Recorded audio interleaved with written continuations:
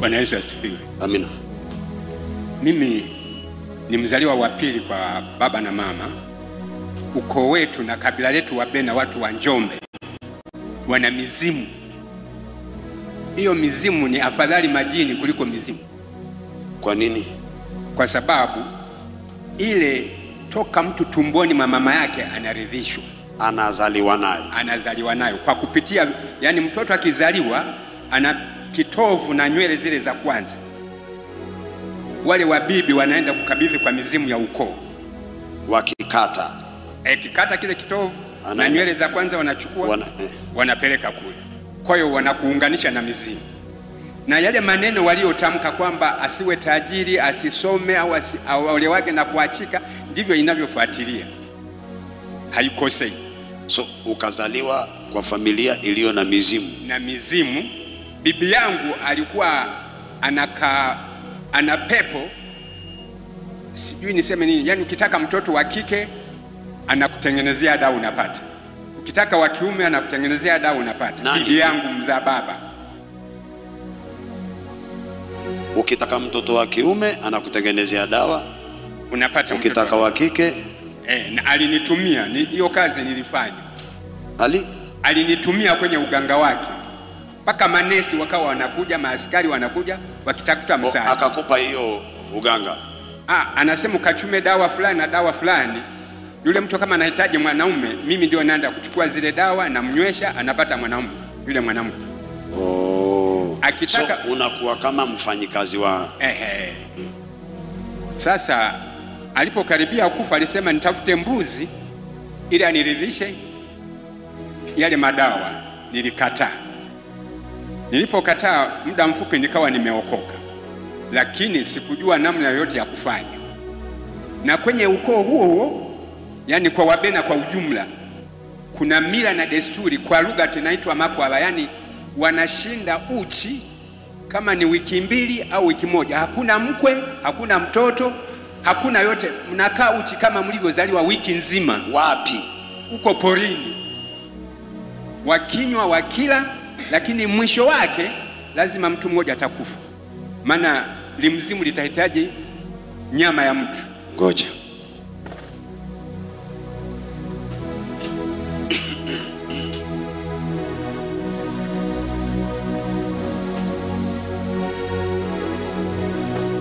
Kalamu yangu imechukuliwa. Nini imechukuliwa? Wewe.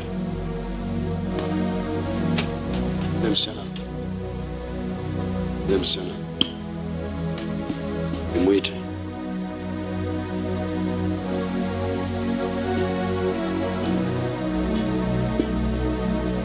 Kwa hivyo yako hata hiyo yake ni afadhali. Ndio. Watu wakizaliwa kwa familia wanachukua kitovu na nywele za kwanza na nywele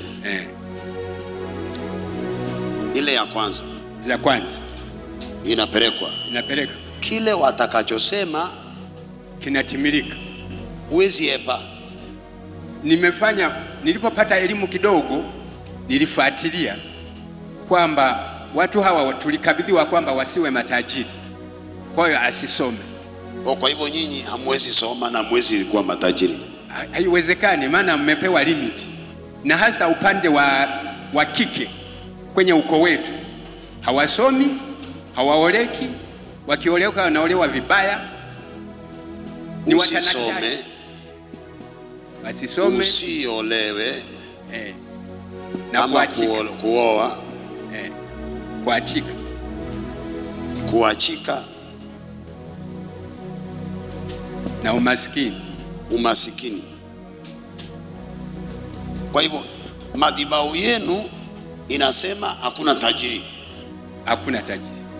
Hakuna kuolewa. Unaweza kaolewa mkaachika, yani ile ya kuteseka huko.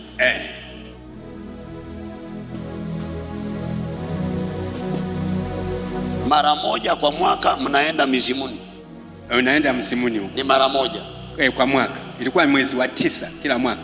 Mwezi wa 9. So mwezi wa 9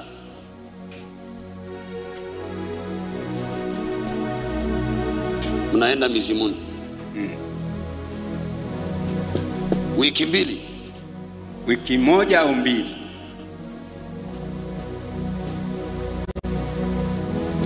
Mnakula nini?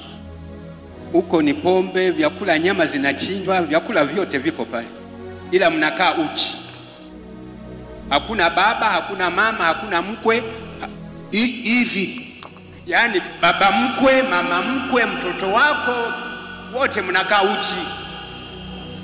Na mnalala wapi? Ni kulala huko porini, hakuna kurudi nyumbani. Wiki nzima. Wiki nzima. Mama mkwe yako hapo, baba mkwe yuko pale, baba mkwe yako hapo, binti yako yuko pale, binti yako yako hapo, mtoto wako wa kiume yuko hapo, mtoto wako wa kiume, mkamwana wako yuko hapo, mkaza mwana pia yako hapo, yaani timu yote tu, na wajukuu wote tu. Hakuna mtu akona nguo. Na baba, yaani vyote. Na mtu aoni haya. Hakuna haya. Hiyo ni Adamu na Hawa. Hiyo sehemu kubwa ndio madhabahu za Wabena. Njombe kuna uchawi mkubwa. Njombe anakotoka Pastor Anita. Nahitaji msaada mkubwa. Sasa mkimaliza huo wiki, mkirudi nyumbani, mtu anakufa. Hilo wiki baada ya kumaliza tu lazima kwenye ukoo afe mtu mmoja. Na mnajua tu katikati yetu sisi waliouchi mmoja anaenda kufa. Anauawa na hii madhabahu. Mkuu wa mila na desturi hiyo anajua ni nani achukuliwe. Yeye anajua. Akipointi pale anakupoint tu hivi. Kwamba yule mwaka huu atachukuliwa fulani. Mimi nilikuwa nichukuliwe, lakini kwa neema ya Mungu nilikuwa nimeokoka nikawa nimeshindikana. Lakini ninateseka mpaka leo.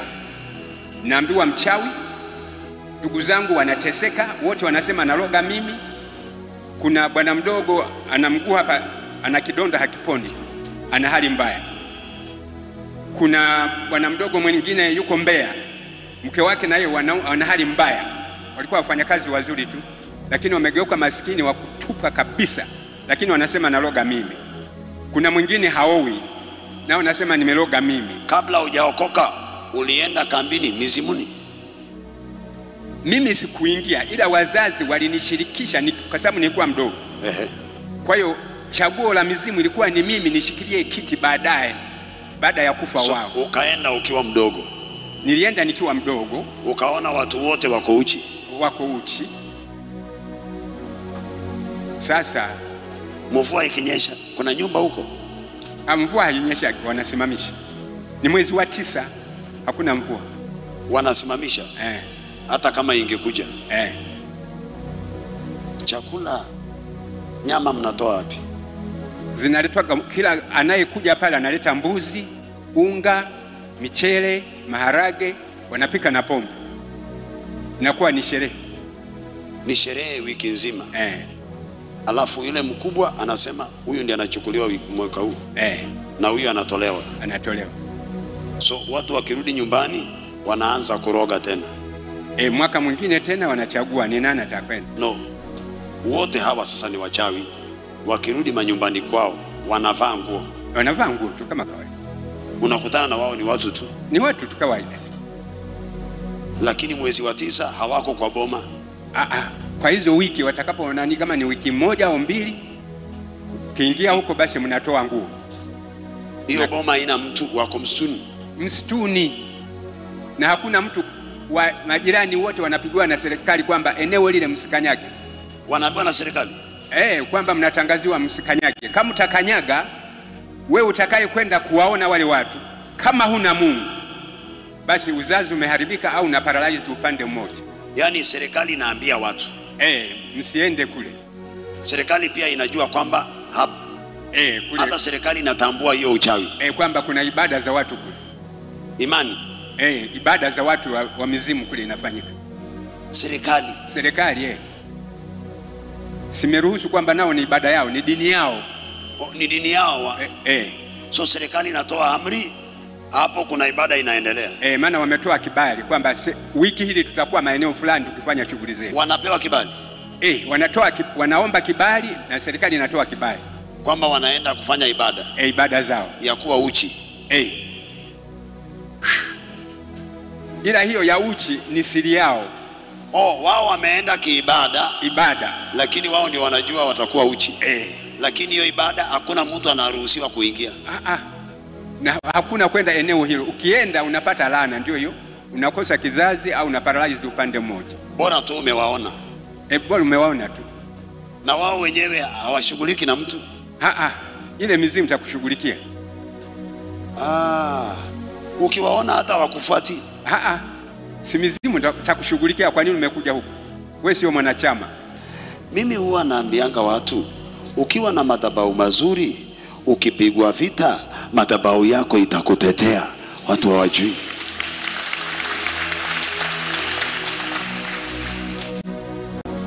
Ndio maana huwa nakuuliza mara nyingi, saa zingine nasikia nakuuliza, unaendanga wapi? Madhabahu yako iko wapi? Unashiriki wapi? Ulimwengu wa giza wanajua mengi kuliko wana wa nuru. Wana wa nuru hawataki kujua, hata hawataki. Wao wanajua tu wako na kucha, hawajui wako na vidole. Sikufichi. Kitambo usikie mganga anataka kuokoka, mchawi anataka kuokoka, inamaanisha kule hiyo madhabahu yako imeleta uharibifu mkubwa huko. Hawawezi kusarenda bure. Lakini kinachonipa uchungu, wana wa nuru hawajui baba yao, hawajui maana ya sadaka. Sikiliza. Mlikuwa mnaweza kufanya ibada bila sadaka? Yaani ni hivi, kila mwaka, kila naye kuja pale, kwa mfano mimi labda na wadogo zangu 5, kila kaya inaleta mbuzi huyu sadaka, nayo inakuja kukabidhiwa kwa hiyo mizimu, kwamba fulani ameleta sadaka hii, unga huu, mchele, pombe na vitu, hela na nini, vyote vinakabidhiwa. Ndipo ibada kwa mkuu wa mizimu, tuseme mwenyekiti. Mwenyekiti wa ibada hiyo ya mizimu, ni kama chama. Ndio anatamkia miungu hiyo kwamba fulani ameleta hiki, fulani ameleta hiki, fulani ameleta hiki. Anatamkia miungu. Anaongea na miungu. Si niliwafundisha mtu, nadhani nilikuja na sadaka. Toto, usisahau hizi vitu nafundisha, sawa? Ukikuwa mdogo utakuwa unamuombea wewe.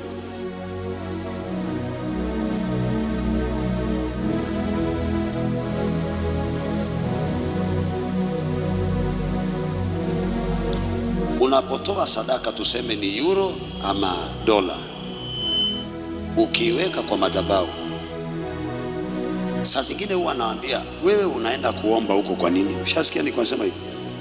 Ni yule mwenye madhabahu ndiye anamwambia Mungu, bariki hawa wanaokutolea. Yeye na Mungu wake na madhabahu yake, baraka zinakuja. Mara watu wamenunua magari, wamenunua mashamba, wamepona kansa. Muulize mwenzako, kwa nini huwa unatesekanga ukienda kuombea huko? Si uache uombe. Ukienda kanisani kwa sababu ni ibada. Bwana haleluya amen. Haleluya, haleluya amen. Tutoe sadaka. Haya. Tumebariki madhabahu, tunaenda. Watakunyonga usiku. Sababu hiyo madhabahu haiongei, haifanyi kitu, haina nguvu. Mwenyewe ananyongwa usiku.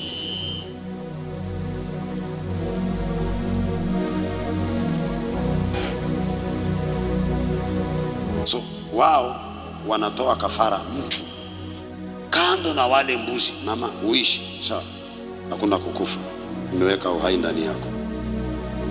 Unaona huyu hakuna uwezo wa kujua kama simu inapigwa. Mimi niko na uwezo wa kujua kama unakufa ama uko hai. Na wewe pia una uhai. Huyu anaota ndoto mbaya. Huyu tajiri maskini, wewe nenda uwe tajiri.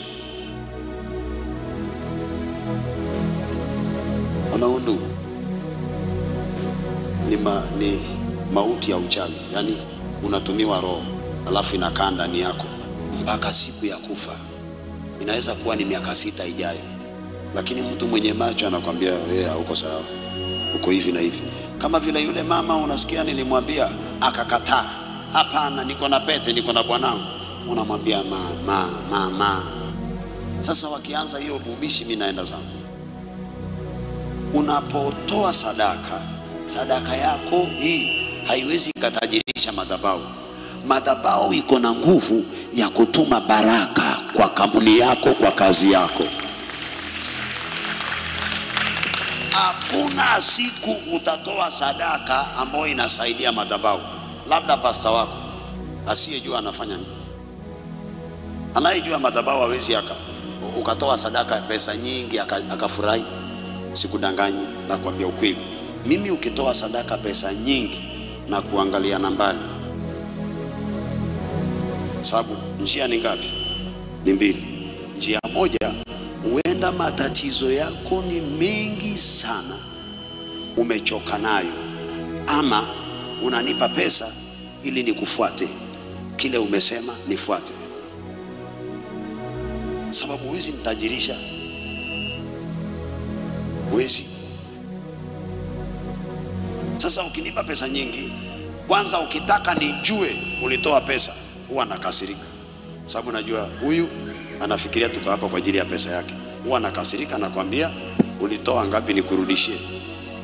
Na New Life iko na milango 10 na ngapi? Chagua ile unatoka na. Maana ukitoa sadaka kwa ile madhabahu, wewe ngoja, si tunaongea kuhusu chawi na uganga. Ngoja tutakuja kuongea kuhusu watu waliobarikiwa walipokuja hapa. Utasikia kukasirika, wako humu tu.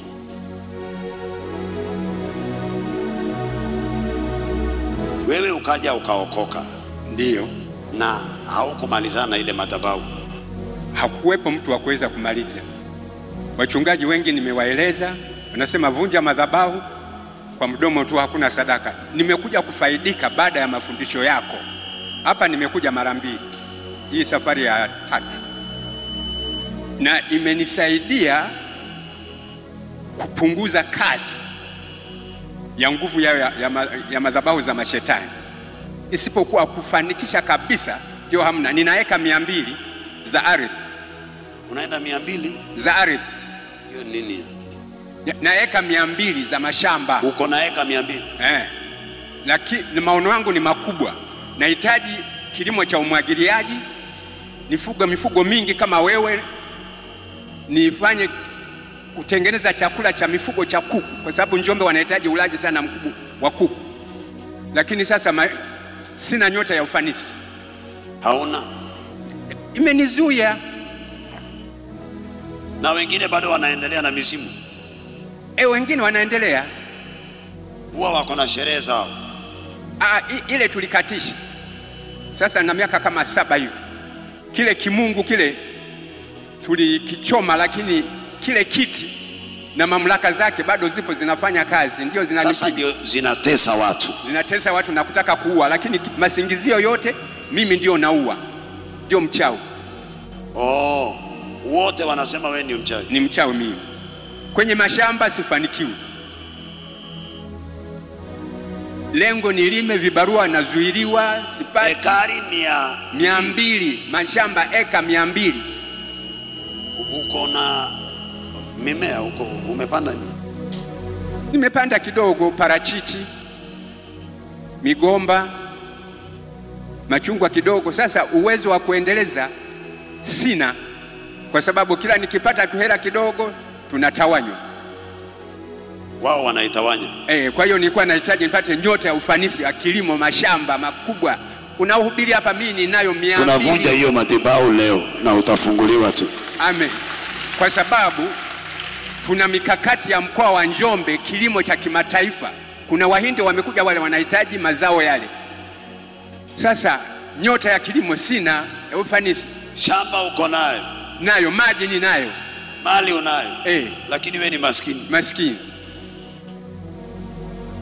Na mke wangu alivunjika mguu, mizimu ilipiga.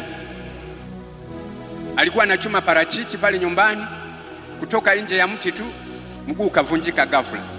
Sio alipanda juu ya mti, mguu ikavunjika.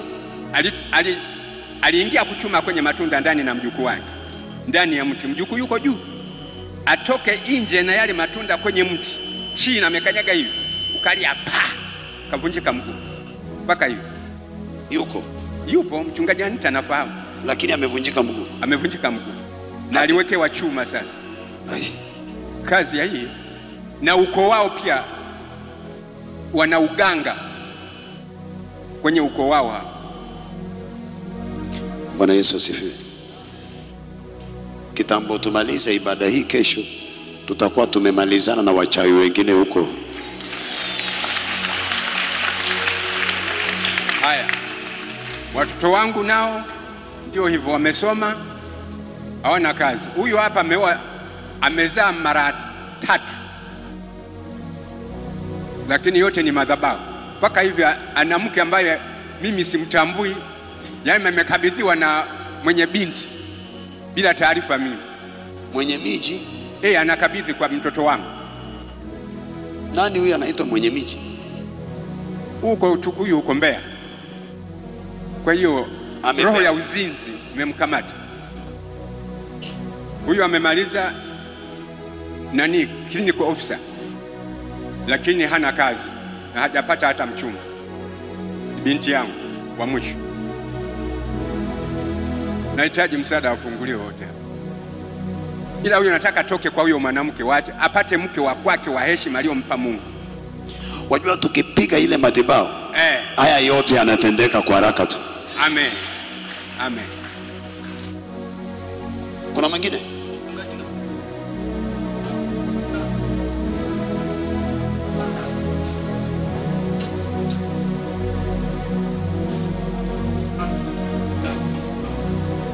Kutumia fisi anageuka kama bodaboda. Fisi yani kule Tanzania, wakati tunakuja kufanya mkutano ambao Mungu alikuleta hapa Kilimanjaro. Hii mkutano hii? Ndio kwa mara ya kwanza serikali ikasitisha kule Simiyu kwamba watu wasitumie tena mafisi kama bodaboda. Mafisi walikuwa wanakula watoto, na wakakutwa tu watu wengi ambao wanafuga fisi na wana majina, na walikuwa wanatumia kama bodaboda kusafiri nazo sehemu mbalimbali. So walikuwa wanachukua fisi wanatumika kama bodaboda kwenda wapi? Kwenda popote anapotaka kwenda. Mchawi anasafiri na fisi wake kama bodaboda. Yaani wachawi wengi walikuwa wanamiliki fisi kama sehemu ya usafiri. Na walikuwa wanakula watoto? Na wanakula watoto. Lakini ule mkutano ulipokuja, hata wale mafisi ambao walikuwa wapatikani kirahisi kuuawa, ndio waliweza kupatikana wakauawa, na ndio serikali ikapitisha kwamba watu wasiwe na sheria kwenye huo mkoa kwamba wasiwe wanatumia fisi kama bodaboda. Serikali ikasema watu wasitumie fisi kama bodaboda. Wasitumie fisi kama bodaboda. Yaani nachotaka kueleza ni kwamba kwani hata serikali ilikuwa inajua watu wanatumia fisi kama bodaboda? Ilikuwa inajua kwamba watu wanatumia fisi kama bodaboda, lakini namna ya kudhibiti sasa ilikuja kuweza kudhibiti baada ya kwamba fisi wanakula watoto. Yaani tunapoongeleaga huwa kama ile mkutano wa Dar es Salaam Biafra, ambao yule mkuu wa wachawi, mwenyekiti wa wachawi wa Gambosh aliokoka alipokutana na mahubiri yako, watu wanatakiwa wafahamu, unapozungumzia uchawi Tanzania si swala la story, ni swala la wazi sana. Ndio haya ni kama yani kuna kuwa ni kijiji tu watu wanajua hapa ni kwa wachawi. Yani kila tuseme ukoo au maeneo yale tunajitambua. Wengine wanatumia bundi, wengine fisi, wengine mapanya haya. Nakuta tu mazao yanasombwa kwenye mahindi, nakuta tumepata mengi, saa ya kuvuna nakuta tumevuna kidogo. Yameenda wapi? Yameenda yamebebwa na nani? Na wachawi, kwa kutumia hayo mapanya au misukule. Panya wanakuja wanabeba chakula. Panya mmoja anabeba gunia zima, tena lililopukuchuliwa mahindi.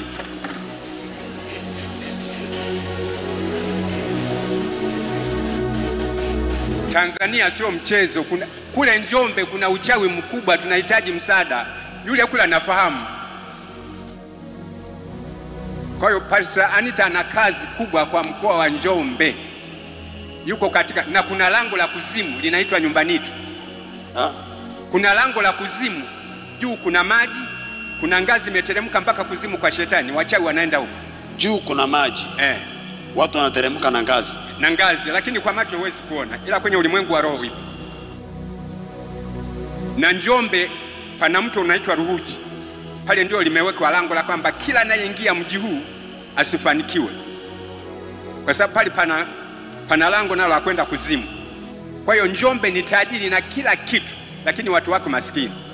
Ndio hayo, na waganga wamejaa tele kwa Njombe.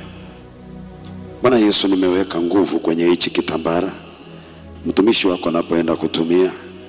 Hakuna mchawi atawahi kusimama, na waganga wote watasarenda na watajisalimisha, na uchawi utang'olewa.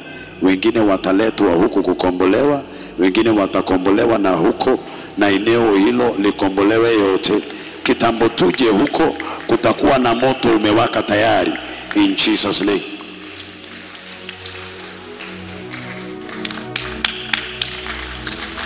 Nenda utumie hiyo. Ikiwa chafu nafua tu.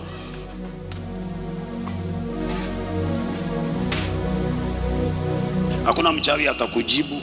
Uombe usiombe, kuomba usiache kuomba, kufunga usiache kufunga, lakini uombe usiombe, ufunge usifunge, hakuna mchawi atasimama mbele yako. Naomba hizo eka 200 nizitumie kwa utukufu wa Bwana, maana tumechekwa kwa ninawafungua leo. Ninawafungua leo. Usijali, niko na saa. Uko na shida, nitakuja. Hebu nipe testimony kwanza. Nina kampuni ya ulinzi, nafanya kazi ya ulinzi, lakini nashukuru tangu na juu ya madhabahu yako, kwa kweli kidogo Mungu namuona. Nilikuwa nashindia 2,500, 3,000, 5,000, 10,000, 20,000, 50,000, lakini sasa hivi nafika mpaka 200,000 kwa siku. 200,000 kwa siku. Namshukuru sana Mungu kwa hiyo. Wewe kitambo mtu aachane na uganga, anabarikiwa. Siwe ubariki. Tumpe Yesu makofi mazuri. Mwingine hapa.